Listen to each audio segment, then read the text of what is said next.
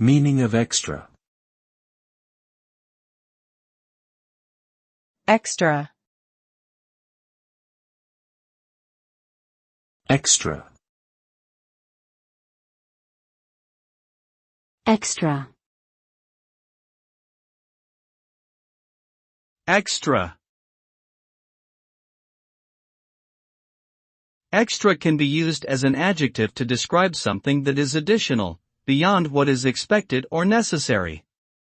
It can also be used as an adverb to indicate that something is beyond what is normal or required. For example, ordering extra cheese on a pizza means adding more cheese than the regular amount.